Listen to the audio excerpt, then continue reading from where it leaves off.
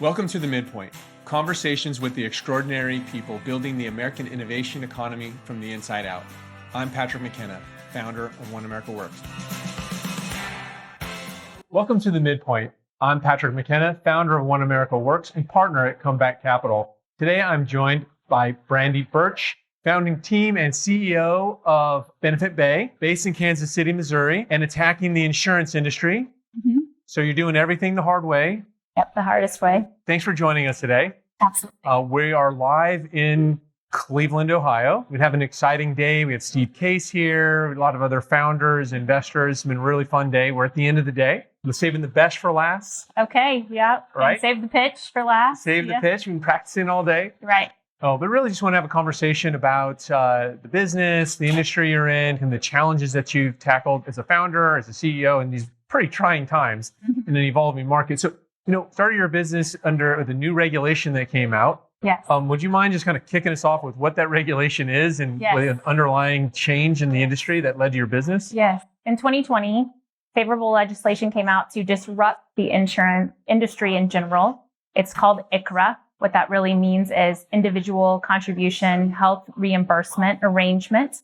Allows employers to really get out of health insurance business and give that contribution to the employee to spend and make decisions on their own. So transition that ownership of those decisions from the employer to the employee.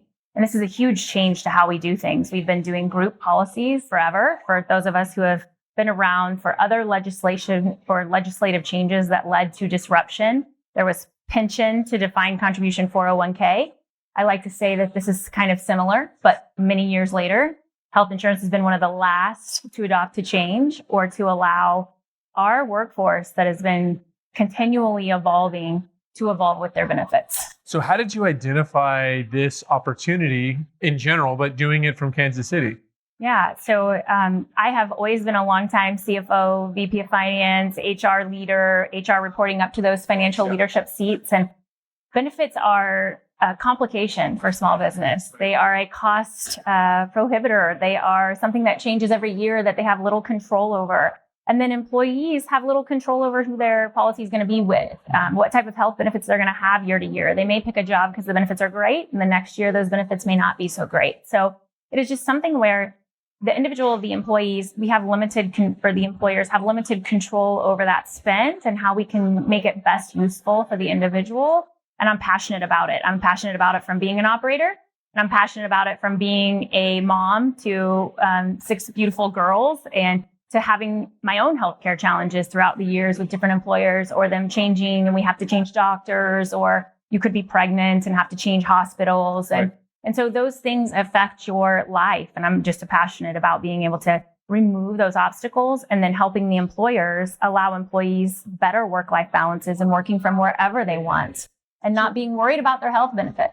So I actually really love this innovation in regulation and then what you're doing here. So were you tracking this for a while, or were you surprised when it came and said, wow, this is going to really change the industry? Yeah, no, I wasn't tracking it, to be honest. I was tracking how can we handle group insurance with distributed teams, because I didn't think that the government was going to pass something favorable here. Okay. You're already working on the problem before the government. Solving the problem on the other side of how do I, as an employer, make sure that the benefits offering works for everyone now that we're in all different states and we're in small towns and we're in, Kaiser Permanente only areas and we're in these places, and how do we not harm our employees? And so when the legislation came out, favorable to other startups have been legislations, right? They drive market adoption, they drive industry disruption, and they help facilitate that change that needs to occur. Yeah, that sense of urgency, that breaking the inertia. But you were already working on this problem before the regulation was passed, so you were well positioned. The other side, right? I see. Right. And our founder, he was a broker, and so he'd seen it from the broker side. Right. And as a broker, he saw how long it took to solve a problem when a team was geographically dispersed, or when they had diverse age populations within an employee population, or when they had multiple entities that service different types of knowledge workers versus manufacturing workers, and the benefits that are ran there, and the complex legislations around how you have to facilitate that. And so it solves a broker challenge of distributing there. It solves an employer challenge, and then it solves the employee challenge. So Right. And so you're operating with a highly regulated industry, also with a lot of incentives that are already kind of baked into the way people buy, distribute, partner, right? So Mhm. how did you figure out how to fit into this market? Now, just so everybody knows, like you did like 2.6 million. Wait, how much revenue did you guys do last year? 1.5 1.5 million last year. on trajectory to do over 4. Do over 4 this year. Mhm. So you are getting the traction. The market is saying that this is working. 1.5 to 4, really nice growth. So are you fitting into the existing kind of the way things are sold in partnerships, or are you having to rebuild some of that infrastructure? Yeah, we're really solving a problem, and we're solving a problem through this regulation. But that problem is being solved in only 22 states at this point. So it's not favorable everywhere yet. So we hope to see that continue to improve. The market channel has been already set up. It is the same market channel that operates for Benefitbay, that operated at Group. We use the broker channel strategy. Our go-to-market strategy is through the broker channel. We educate the brokers. We help facilitate their sales cycle. We help them decide if ICRA is a solve for their client. It's not going to be a solve for every client. We're not here to say it is. We're here to say when it is a fit, it makes economic sense. It also makes sense for their employee to have ownership of their benefits. Therein lies the SaaS adopter, right? That's our SaaS subscription revenue model. And then the employers are asking for this. So the broker is able to give the employer what they're asking for. They're saying, I want out of the insurance business. Let my employee make their decision. I'm tired of trying to make everyone happy with 1 or 2 or 3 plans. It doesn't work. And so that's solving for their client need. But in the same respect, that now becomes another revenue source for us, that employer, because we are facilitating their compliance around 1095 reporting, around administration of their benefits, around affordability calculations and contribution. And then the end consumer, whom we're really passionate about, which is the employee, if they're eligible for something like subsidies that are out there available from the government, our technology helps facilitate that enrollment for them so that they weren't economically harmed by their employer giving them $200 if the government would have facilitated $950 in subsidies. So I'm passionate about the 3 different channels we service. Yeah. And then I'm also, the big area I want to unlock for 2024 and where we want to grow is to help those carriers be more automated in the individual space. They've got the group space down, but on the individual side, it's really a terrible experience for an individual if they need to call in or if they have problems with a claims filing. So I'm passionate about unlocking all of those pieces for additional revenue streams and additional strategic relationships in the future. So what I love about this story, and I should admit now, I'm an investor. Yes, you are. We'll talk a bit about that. Very excited about the business. And is that you have deep subject matter expertise of the space. You understand the customers, the brokers, the buyers. You understand the problem. You're already trying to solve it. So you had a ship you had a car in the race. Right. And then you had a regulatory change that you weren't necessarily anticipating, but then allowed you to build on this expertise and move quickly in this business. I kind of get this right. Right.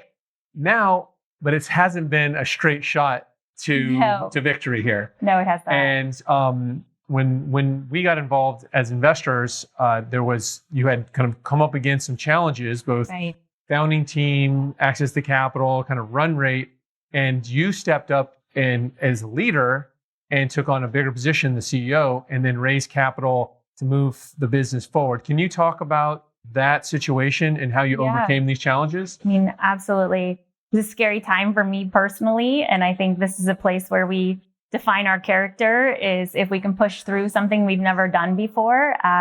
I'm a finance person by trade or by, an accounting major and then an MBA in finance. And so I traditionally worked on the numbers or worked on the financial statements or looked at forecasting how we can be successful. Hadn't been in a capital raising role and not in a capital raising role when you're really behind the 8 ball. So, being able to step into a seat that I maybe would not have had the opportunity to otherwise, but step into it with insurmountable odds was scary to me. The risk of failure, I think, was my biggest fear.